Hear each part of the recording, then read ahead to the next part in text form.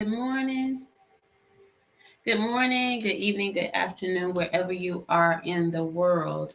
Let's talk about when it's time to change or when it's time to know that you're in a season of change. Uh, Trigger points that help you know that you're in need of making changes. And I say you or me because if I feel embarrassed, what's going to happen? In most cases, people are going to react to the embarrassment. That means that there can be an argument or conflict. But to change you, you can just silence yourself, right? Embarrassment is just a word that says, I don't feel good about something that someone is doing. And they may have done it around other people. What's really connected to that is shame. If you can overcome shame and embarrassment, you find yourself going to higher levels in life because you kind of like overlook it. And I know a lot of people are saying, well, shame is connected to emotions, but shame is also a trigger to let you know that those are emotions that you and I need to get in check.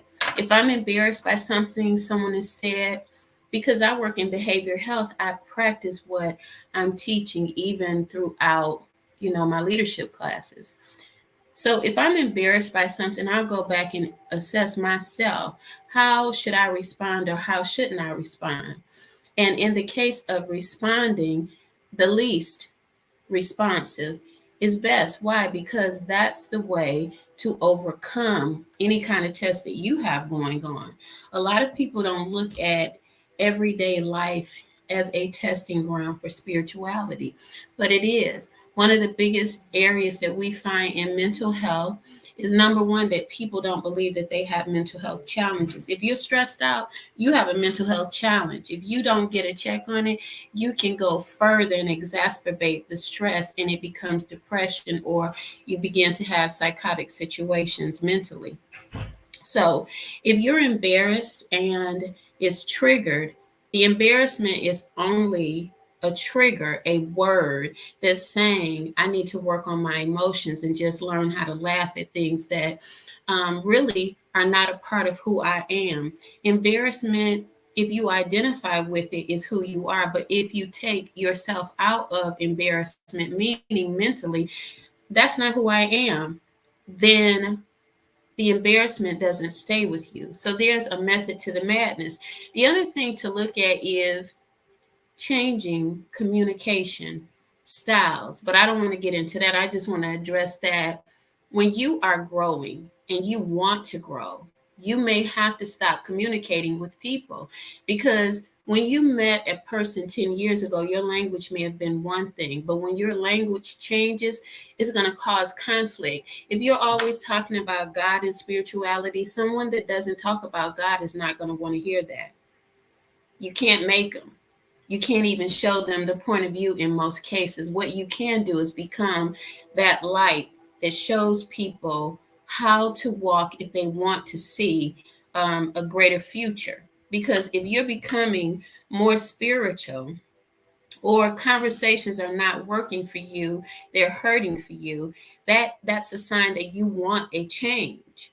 And the change means that you have to find a way of lessening communication with people that speak negative.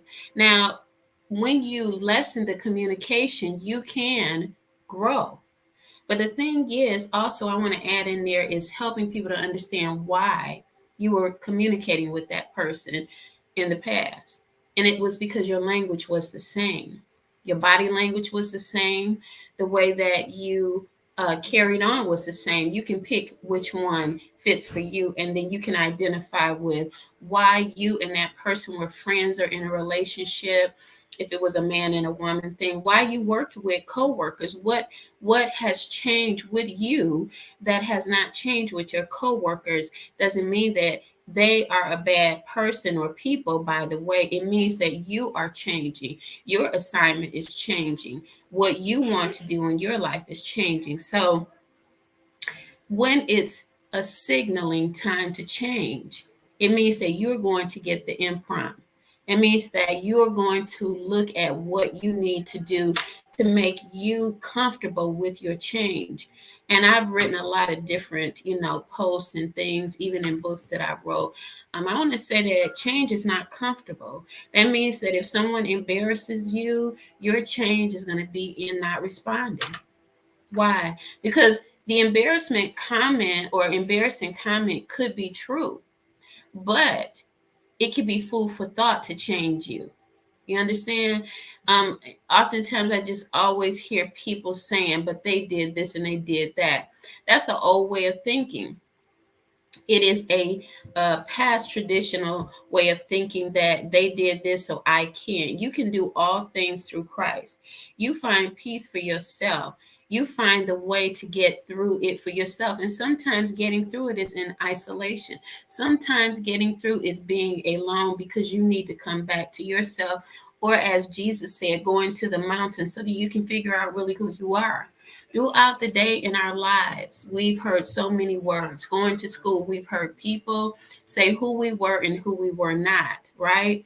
And so when the signal to change comes up, it may spark even anger. You might get frustrated with someone because they say, "Oh, I don't like your hair." It could have been a teacher back in your past that said they didn't like your hair, and it really hurt you because that teacher was an authority figure that you may have cared about. The trigger is being sent at the person in this day and time, but the trigger is also asking you not to respond to the comment because you should know who you are and you know how you feel about your hair. That's it, point blank. It always comes back right here to me and you, what we feel about ourselves. So I know that there's a lot of people out there that don't want to do self-help work, but for the ones that do, you can always contact me.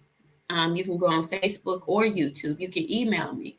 The thing is that it's a changing time, and times have been changing forever. This is true, but it's getting harder for people to identify with what's going on with them. So embarrassment is not a responsive need to act out. If you're embarrassed, it's not. Um, Communication styles do have to change between people because there's a lot of people that communicate and they don't listen. There's a lot of people that are listening and they're not able to communicate. If you're not able to express yourself, then this is a problem because non-expression means that you're not able to get your point across and frustration and anger comes up. Again, a lot of mental health problems could be put in check if all of us all over the world would realize what we're doing to each other. And what that means is that as I identify with myself, I'm saying to myself, okay, it wasn't them that did that. It was me that put myself in a situation. I'll also take accountability for myself and mastery over myself to say that I no longer want to hear that kind of communication. So we can have a heart to heart talk and I will check out, or we can all check in together and begin to make changes together. If someone is saying something to embarrass me, a lot of times I'm going to be quiet anyway because I'm not going to get into conflicts with people. My angle is just to simply be silent and keep it moving. I kid you not. Keep it moving. So, does that mean that I'm going to cut people out? No. I'm going to move on because I have a mountain that I'm climbing and I have things that I want to do.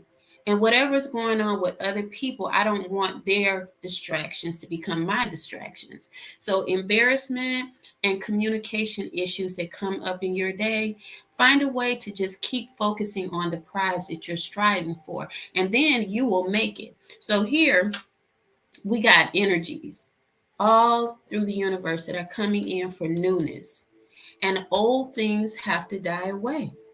If you keep the old way of functioning because you're comfortable with it, then you're going to have some confusing, clashing thoughts. Old things pass away and new things come. Energetically, we're being updated.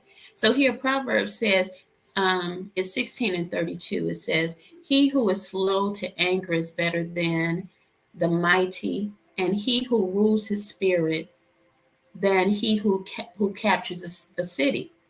He who is slow to anger, she who is slow to anger is better than the mighty, And he who rules his spirit, that means that you and your spirit are one.